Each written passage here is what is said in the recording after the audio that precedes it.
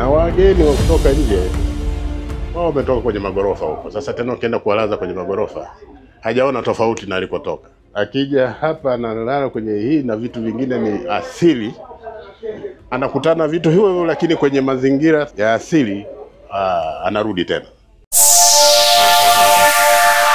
Na pamoja na mambo mengine ukiwemo utalii wa boti kuzunguka eneo hili la kisiwa cha hifadhi ya taifa Saanane, lakini mgeni anayefika hapa kwa sasa atakuwa na uhakika wa kupata huduma ya malazi na chakula. Kukamilika kwa ujenzi huu wa mahema matatu ya malazi kutaongeza thamani ya hifadhi, kukuza utalii wa ndani kwa ujumla na kutoa fursa ya kukuza utalii wa matukio, yani event tourism.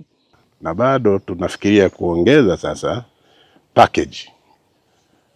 Ziwa hii tuna kisiwa kule Rubondo, hifadhi ya Rubondo. Lakini kuna hiki hapa. Alafu kuna Speke Gulf kule, inaingia Serengeti kule.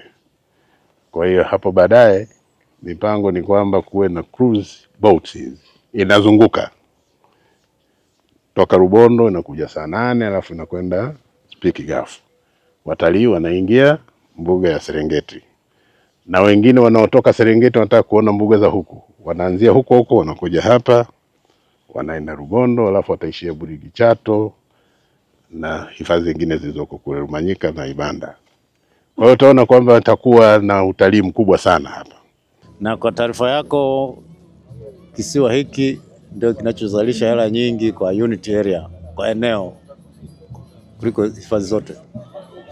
Kwa hiyo ni swala la kuongeza tu vivutio ili wapate hela nyingi zaidi. Kama hii boat cruising haikuwepo wakati ule, lakini sasa ipo. Ukitaka kwa haraka kuona baadhi ya wanyama uko mjini Mwanza, rahisi kabisa kukimbia hifadhi ya Saanane na kuweza kuona.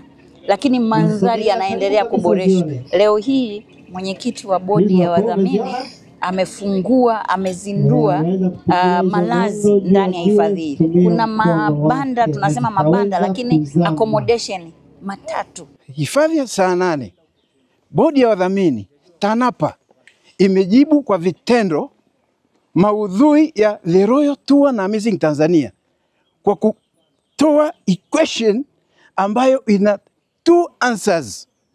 Kwa sisi wana mahesabu tunasema y is equal to x squared. Kwa maana ya kwamba it can be plus or minus 2. Una x1 na x2. Sasa kwa hapa tuna x1 ambao ni accommodation, x2 kwa maana ya accessibility. Tumejibu thoroughly. Mimi naitwa Dr. Kadoshi, mwandishi wa habari hizi za uhifadhi, utalii na mazingira, uwekezaji na biashara, na hapa ni ndani ya cruising boat katika hifadhi hii ya taifa kisiwa cha Saanane. Na hii ni Kadoshi TV. Kadoshi TV, always on time.